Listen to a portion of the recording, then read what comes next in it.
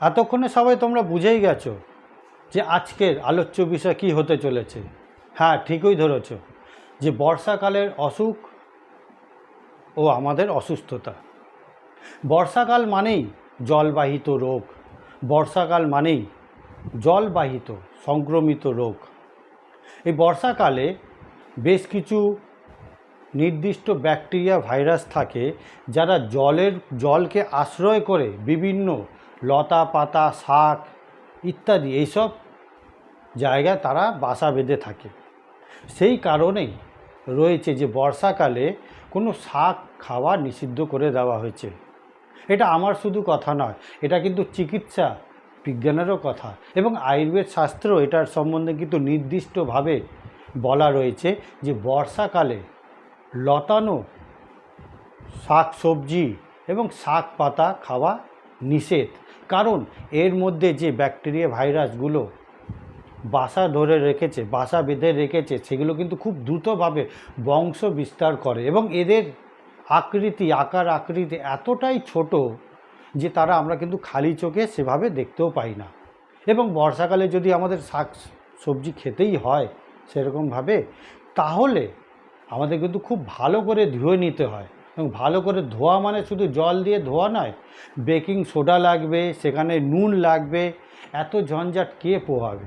জানে সবাই, হয়তো আজকে করলাম, কালকে হয়তো করলাম না, যার থেকে আমার সে দেহে রোগটা বাসা বেঁধে নিতে পারে। যে কারণেই একেবারে নিষিদ্ধ করে দেওয়া হয়েছে যে বর্ষাকাল পুরো মরশুমটা যাতে লতানে শাক পাতা, ঘাস পাতা ইত্যাদি যা কিছু শাক রয়েছে, শাক পাতা আমরা খাই, লাল শাক, থানকুনি শাক, কলমি শাক, বেতো শাক, ঘিমে শাক, ব্রাহ্মী শাক ইত্যাদি যাবতীয় যে শাকগুলো আমরা খাই, সে শাকগুলো খাওয়া একেবারে নিষিদ্ধ। এর পাশাপাশি বর্ষাকালে আরেকটা যে রোগ আমাদের যার দ্বারা হয় সেটা হচ্ছে জলবাহিত রোগ। এই সময় কিন্তু জলের মধ্যে আগেই বলেছি যে ব্যাকটেরিয়া ভাইরাসের উপস্থিতির কারণে আমাদের কিন্তু সেই জলটা যদি আমরা পান করি না ফুটিয়ে, না তাকে পরিশুদ্ধ করে, না ভালো করে বিশুদ্ধ করে, তাহলে কিন্তু আমাদের পেটে নানা ধরনের সমস্যা হয়। এবং এই সব থেকে যেসব সমস্যা হয় বর্ষাকালে, তার মধ্যে হচ্ছে প্রধান চুল উঠে যাওয়া, মাথায় খুশকি হওয়া, পেটের নানা ধরনের বদহজম, পায়খানা না হওয়া, অ্যাসিডিটি, গ্যাস, অম্বল ইত্যাদি। এছাড়া চোখের সমস্যা বর্ষাকালে কিন্তু প্রকট হয়ে পড়ে। কারণ ওই বর্ষাকালে যে ব্যাকটেরিয়া এবং ভাইরাসগুলো রয়েছে, যে জলকে আশ্রয় করে, শাক পাতাকে আশ্রয় করে, যেগুলো যদি আমরা পরিশুদ্ধভাবে না করে খাই, তাহলে কিন্তু আমাদের এই সমস্ত রোগ হয়। বর্ষাকালে আরও একটা রোগ হয় যেটা হচ্ছে স্কিনের সমস্যা, মানে চামড়ার সমস্যা। সেটা ওই জলবাহিত সংক্রমণের জন্য। বর্ষাকালে তো বললামই যে শাক পাতা খাওয়া নিষিদ্ধ করে দিতেই হবে। এছাড়া এর পাশাপাশি কিন্তু জলকে যখন আমরা পান করব সেটা কিন্তু ফুটিয়ে পান করতে হবে। এবার এছাড়া জলের মধ্যে যদি একটু ফিটকিরি দেওয়া যায়, অথবা জলের মধ্যে যদি একটু তুলসী পাতা ছড়িয়ে দেওয়া যায়, অথবা জলের মধ্যে যদি সজনে পাতা কিছুটা পরিমাণে দিয়ে দেওয়া যায়, তাহলে কিন্তু জলটা পরিশুদ্ধ হয়ে যায়। এভাবে কিন্তু আমরা জলটাকে পরিশুদ্ধ করে বা বিশুদ্ধ করে খেতে পারি, মানে পান করতে পারি। এর পাশাপাশি যেটা বলবো, সবার তো সেই ওই মেশিন বা ফিল্টার মেশিন কেনার সামর্থ্য থাকে না। যাদের কেনার সামর্থ্য হচ্ছে তারা আপনারা ফিল্টার মেশিন অবশ্যই পান করবেন এই বর্ষাকালে। আর যাদের এই বর্ষাকালে কেনার সামর্থ্য নেই, তাদের জন্য আরও একটা অ্যাডভান্স লেভেলের জলকে পরিশুদ্ধ করে দেওয়ার আমি একটা উপায় বলে দিচ্ছি। যেরকম একটা যে পাত্রে আমরা জলটা রাখবো, সেই পাত্রের মধ্যে আমরা এক টুকরো আদা, আধখানা লেবু, পাতি লেবু আর 3টে বোটা সমেত কাঁচা লঙ্কা আমরা ওর মধ্যে দিয়ে দেবো। ঠিক আধ ঘন্টা থেকে 1 ঘন্টার মধ্যে জলটা একেবারে পরিশুদ্ধ হবে। এবং এর পাশাপাশি জলে কিন্তু পর্যাপ্ত পরিমাণে মিনারেলসের উপস্থিতি ঘটবে। মানে কত সুন্দর একটা কথা বললাম, অনেকেই হয়তো জানতে না তোমরা। তো এই জিনিসটা তোমরা এটা করো প্রত্যেক দিন, কিন্তু এটার যে শর্ত হচ্ছে প্রত্যেক দিন আমার জলটাকে পাল্টে দিতে হবে, আর কিছুই না। মানে এটা 24 ঘন্টার এর ভ্যালিডিটি, যেটা আমি আজকে করলাম 24 ঘন্টা। তো বর্ষাকালে যেটা আরেকটা কথা বলছিলাম যে আমাদের স্কিনের বিভিন্ন সমস্যা হয়। এই সমস্যাটা আসছে কখন থেকে? যখন আমরা গরমকালে গরমের ঘাম থেকে যাতে দেহে ঘাম না হয় সেই থেকে বাঁচতে যখন আমরা বিভিন্ন ট্যালকম পাউডার ব্যবহার করছি আমাদের চামড়ায়, সেই ট্যালকম পাউডারের দ্বারা কিন্তু স্কিনের সমস্যার সূত্রপাত ঘটে যাচ্ছে। আর দেহ আমাদের তখনই ঘাম বেরোয় দেহ থেকে যখন আমাদের দেহ অতিরিক্ত উত্তাপ হয়ে যায়। দেহের অর্গানগুলো অতিরিক্ত উত্তাপ হয়ে গেলে সেই উত্তাপটা কিন্তু আমাদের দেহের স্কিনের বা ত্বকের মাধ্যমে কিন্তু জল হয়ে বেরিয়ে যায়। ঠিক যেরকম আমরা এসি মেশিনটা ব্যবহার করি, যেমন ঘরকে ঠান্ডা রাখার জন্য ঘরের গরম আবহাওয়া বা বাতাসকে বের করে দেয় বাইরে জলের মাধ্যমে, ঠিক আমাদের দেহেও কিন্তু সেই এসি মেশিনটাও কিন্তু রয়েছে। এবার আমরা যদি দেহের অতিরিক্ত উত্তাপকে বন্ধ করতে মানে বাইরের বা নিজের সৌন্দর্য বজায় রাখতে, নিজের বা লোক লজ্জার হাত থেকে নিজেকে রক্ষা পেতে, নিজেকে টিপটপ বা স্মার্ট দেখাতে যদি যখন আমরা ওই গরমকালে পাউডারগুলো ব্যবহার করছি তখন সেই পাউডারগুলো আমাদের যে ত্বকের মধ্যে যে ছিদ্রগুলো রয়েছে সেই ছিদ্রগুলোকে বুঝিয়ে দিচ্ছে। ফলে দেহের মধ্যে যে অতিরিক্ত উত্তাপ এবং এছাড়া যে দেহের মধ্যে যে টক্সিনগুলো বা বিষ পদার্থ বা বিষ জীবাণুগুলো থাকে সেগুলোও কিন্তু বেরোতে পারছে না। তারা কোথায় গিয়ে জমা হচ্ছে? তারা কিন্তু একটা চামড়ার একটা লেয়ারের মধ্যে গিয়ে জমা হয়ে যাচ্ছে এবং সেখানে গিয়ে তারা যখন বাসা বাঁধছে সেখান থেকে তারা বংশবিদ্যার বিস্তার করছে এবং যার ফলে ত্বককে আশ্রয় করছে, যেহেতু ত্বককে তারা ক্ষতিগ্রস্ত করছে। ঠিক যেরকম আমরা পৃথিবীতে বাস করছি, আজকের যুগে পৃথিবীতে আমরা বাস করছি, তার বিনিময়ে পৃথিবীকে আমরা নষ্ট করছি। ঠিক সেরকম যেসব রোগ জীবাণু ভাইরাস ব্যাকটেরিয়া আমাদের দেহে বাস করে তারা কিন্তু আমাদের দেহের মিনারেলস প্রোটিন ভিটামিন ইত্যাদি সুরক্ষা বলয় ইমিউনিটি সিস্টেমকে নষ্ট করেও কিন্তু নিজের জীবন ধারণ করে। সেই জন্যে সকলকে আমি পরামর্শ দেব ট্যালকম পাউডার বা ডিওড্রেন্ট হোক এগুলো কখনোই ব্যবহার করা উচিত না। গ্রীষ্মকালে গ্রীষ্মের হাত থেকে রক্ষা পেতে খুব সহজ উপায় রয়েছে, যেটা হচ্ছে আমরা যদি প্রতিদিন 2 থেকে 3 বার আমরা স্নান করে নিই তাহলে কিন্তু আমাদের দেহে ঘাম থেকে যে দুর্গন্ধ হয় বা ত্বককে যে পরিষ্কার রাখার একটা ব্যবস্থা করা যায় সেটা খুব সুন্দরভাবে এবং অনায়াসে এবং বিনামূল্যেই করা যায়। আমরা যদি খাবার দাবারটা একটু ভালো করে করি, আমাদের যদি প্রতিদিনের যদি আহার বিশ্রাম এবং ব্যায়াম যদি পর্যাপ্ত পরিমাণে হয়, দেহে কোনোভাবেই কোনো টক্সিন কোনো রোগ জীবাণু বা কোনো ধরনের অতিরিক্ত উত্তাপ দেহে কিন্তু জমা হয় না। এবং ত্বক হচ্ছে খুব একটা ইম্পর্টেন্ট জিনিস। ত্বক যত সুস্থ থাকবে আমাদের যে সূর্যের যে ভিটামিন রয়েছে, সূর্যের মধ্যে ভিটামিন ছাড়া আরও অনেক ধরনের প্রোটিন মিনারেলস রয়েছে, সেই প্রোটিন মিনারেলস কিন্তু আমাদের ত্বকের মাধ্যমে দেহে প্রবেশ করে। ত্বক যদি আমার দেহে ঠিক না হয় তাহলে কিন্তু সে সূর্যের থেকে যে ভিটামিনগুলো রয়েছে সেগুলোতে সে গ্রহণ করতে পারে না, ফলে শরীর নানাভাবে দূষিত হয়ে নানা রোগে আক্রান্ত হয়ে পড়ে। তো আমি আবার ফিরে আসছি বর্ষাকালে এবং তার অসুখ বিসুখের কথায়। আমি স্কিন বা ত্বকের যে অসুখ বিসুখের কথাটা কেন হচ্ছে বর্ষাকালে বিশেষ করে, এই কারণটা আমি কথাটা বোঝাবার জন্য আমি গরমকালের কথাটা বোঝাতে হলো। তো বর্ষাকালে যেটা হচ্ছে সেটা হচ্ছে জলবাহিত একটা সমস্যা, জলের একটা সমস্যা যে আমাদের স্কিনে নানা ধরনের সমস্যা তৈরি হয়।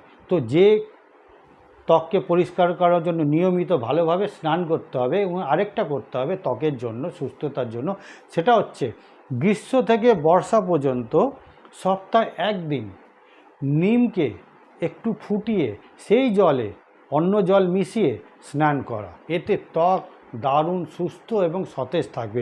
ত্বকের মধ্যে যে রোগ জীবাণুগুলো লুকিয়ে থাকে, ছিদ্রগুলো যে তারা যে বুজিয়ে দিয়ে থাকে সেইগুলোকে তারা ধ্বংস করবে, ছিদ্রগুলোকে ওপেন করে দেবে, খুলে দেবে, যে ছিদ্রের মধ্যে থেকে মানে ত্বকের ছিদ্রের মধ্যে থেকে বিশুদ্ধ বাতাস বিশুদ্ধ অক্সিজেন আমার দেহে প্রবেশ করবে। তো এটা আমাদের নিয়মিত করতে হবে, বর্ষাকাল হোক গ্রীষ্মকাল হোক, সপ্তাহে 1 দিন। আরেকটা কি করতে হবে ত্বকের সুস্থতার জন্য, সপ্তাহে 1 দিন থেকে 2 দিন মেথিকে জলে রাত্রেবেলা ভিজিয়ে রাখতে হবে, সেই জল সকালবেলা পান করতে হবে। আরও একটা জিনিস আছে যেটা চিরতা অথবা কালমেঘ, চিরতা রাত্রেবেলা ভিজিয়ে দিলে সকালবেলা আমরা সেটা যদি পান করে নিই অন্যান্য যাবতীয় যে অর্গান রয়েছে সেই অর্গানের কিন্তু সার্ভিসিং হয়ে যায়, প্রত্যেক সপ্তাহে কিন্তু সার্ভিসিং হয়ে যায়। এই মেথি জল পান, এই যদি আমরা কালমেঘ খাই, বা আমরা খাবারের মধ্যে যদি একটু উচ্ছে খাই, বা আমরা যদি চিরতার জল পান করি, তাহলে কিন্তু আমাদের ত্বক এবং অর্গান খুব দারুণভাবে সুস্থ থাকবে। এর আরও একটা গুরুত্বপূর্ণ যে বিষয় হচ্ছে বর্ষাকালে, সেটা হচ্ছে শ্রাবণ মাস পরে বর্ষাকালে। সবাই জানে ভোলে বাবা পার করেগা বলে চিৎকার করতে করতে সবাই যায়, কিন্তু ভোলে বাবা কিভাবে আমাদের পার করেগা সেটা কিন্তু আমরা একেবারেই জানি না। এই বর্ষাকালে যেটা হচ্ছে, আমরা তারকেশ্বরে যাই, সেখানে আমরা জল দিই, সেখানে হচ্ছে দুধ দিই। এই দুধটা কেন দিই, আমাদের এটা নিয়ে অনেক কথা হয় যে বর্ষাকালে এত এত গ্যালন গ্যালন দুধ দিয়ে দিচ্ছে, দুধ নষ্ট হয়ে যাচ্ছে, এই দুধ যদি গরিবদের দিয়ে দেওয়া হয়, এই দুধ যদি বাচ্চাদের খাইয়ে দেওয়া হয়, তাহলে কতই না ভালো হতো। এরকম কত ভালো ভালো কথা আমরা শুনে থাকি, কিন্তু এর পিছনে যে আমাদের প্রাচীন ভারতবর্ষে যে ঋষিমুনি বিজ্ঞানীরা ছিলেন, তারা কিন্তু এর ব্যবস্থা করে গিয়েছেন সাধারণ মানুষের জন্য। কি ব্যবস্থা? এই শ্রাবণ মাসটা পুরোটা যে গরুর যে দুধ হয়, সেই দুধের মধ্যে এমন কিছু ব্যাকটেরিয়া থাকে, সেই ব্যাকটেরিয়া কিন্তু দেহের পক্ষে ভালো না, ক্ষতিকারক। এই সময় শ্রাবণ মাসে গরুর দুধ খাওয়া মোটেই দেহের পক্ষে হিতকর না। তখন তো আর ওই প্যাকেট দুধ ছিল না যে আমরা আমুল টামুল ইত্যাদি বিভিন্ন প্যাকেটের দুধ খাবো, তখন কিন্তু আমাদের ওই গরুর দুধটাই একমাত্র খাবার, মানে দুধ আমাদের যেহেতু প্রধান, আমাদের একটা পানীয় ছিল অন্যতম, সেহেতু দুধ আমরা সারা বছরই পান করতাম। তো সেই দুধটা যেহেতু এই শ্রাবণ মাসে ব্যাকটেরিয়া একটা ওর মধ্যে জন্মায় এবং সংক্রমণ হয়, সেই কারণে শ্রাবণ মাসে গরুর দুধ খাওয়া নিষিদ্ধ করা হয়েছে। কিন্তু আমরা গরুর দুধ খাবো না, কিন্তু গরুর স্তনে তো দুধটা রয়ে গেল, সেই দুধটা যদি রয়ে যায়, সেই বিষাক্ত দুধ যদি স্তনে রয়ে যায়, তাহলে গরুর স্তনের ক্ষতি হবে, গরু রোগে আক্রান্ত হবে এবং গরু মারা যাবে। সেই কারণে দুধটাকে বের করতে হবে এবং সেটা ভগবানের উদ্দেশ্যে দিয়ে দেওয়া হলো। দুটো কাজ হলো, একটা মানুষ দীর্ঘ পথ সারাটা মাস আমরা হেঁটে হেঁটে গেলাম, একটা পরিশ্রম করলাম, ভালো মতো পরিশ্রম করলাম, সেখানে আমরা দুধটাও যে অপচয় না হোক বা অন্যভাবে হোক, সেই দুধটা আমরা ভগবানের উদ্দেশ্যে আমরা নিবেদন করলাম। এর পাশাপাশি একটা আমাদের আধ্যাত্মিক উন্নতি হলো। সে শিব ঠাকুরের কি একটা বিজ্ঞান রয়েছে, শিবলিঙ্গর একটা বিজ্ঞান রয়েছে, সেই বিজ্ঞান নিয়ে আমি আলাদা অন্য জায়গায় বলবো, নাহলে আজকে ভিডিওটা অনেক বেশি বড় হয়ে যাবে। এবং শ্রাবণ মাসে আরও একটা যে জিনিস হয়, যে আমাদের মাছ মাংস খাওয়া নিষিদ্ধ করে দেওয়া হয় সারা ভারতবর্ষে, বিশেষ করে উত্তর ভারতে বিহার, উত্তরপ্রদেশ, মধ্যপ্রদেশ এবং পশ্চিমবঙ্গে যারা নন বেঙ্গলি রয়েছে, তারাও কিন্তু শ্রাবণ মাসে কিন্তু মাছ মাংস আমিষ কিচ্ছু খায় না। এর কারণ রয়েছে, এই শ্রাবণ মাসে অর্থাৎ বর্ষাকালে অনেক ধরনের মাছ রয়েছে, সেই মাছে সেই ভাইরাস ব্যাকটেরিয়ার রোগের সংক্রমণ ঘটে। এই সময় শ্রাবণ মাসে বা বর্ষাকাল পুরোটাই মাছের দেহে বিভিন্নভাবে বিভিন্ন ধরনের রোগ বাসা বাঁধে। এই সময় যদি আমরা মাছ খাই, তাহলে আমরা রোগে আক্রান্ত হয়ে পড়তে পারি। এবং এছাড়া এই সময় কিন্তু মাছ, বর্ষাকালে মাছ ডিম পাড়ে। তো এই জন্য একটা মাছকে রক্ষা করা, আরেকটা হচ্ছে মাছের দেহের মধ্যে যে সংক্রমণ হয়েছে, সেই সংক্রমণ যাতে আমাদের দেহে না আসে, সেই রোগ থেকে বাঁচার জন্য আমরা কিন্তু একটা ব্যবস্থা করেছি, সেটা হচ্ছে শ্রাবণ মাসে আমরা কিন্তু আমিষ খাবো না।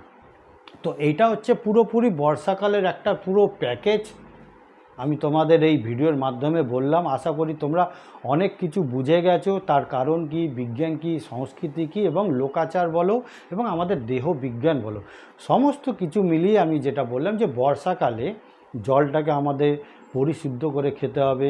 পরিশুদ্ধ করার যা যা উপায় রয়েছে, সেই সমস্ত উপায় আমি তোমাদের খুব বিস্তারিতভাবে শেয়ার করলাম। এছাড়া আমাদের বর্ষাকালে শাক পাতা খাওয়া নিষিদ্ধ। শাক পাতা খাওয়ার নিয়ম কখন হয়, আবার যখন আমরা 14 শাক খাই। 14 শাক খাই যখন আমরা বর্ষাটা একেবারেই শেষ হয়ে গেছে, বর্ষার মরশুম শেষ, তারপরে আমাদের 14 শাক খাওয়ার নিয়ম, যাকে হয়তো সেদিনকে হয়তো ভূত চতুর্দশীও বলে থাকে অনেকে।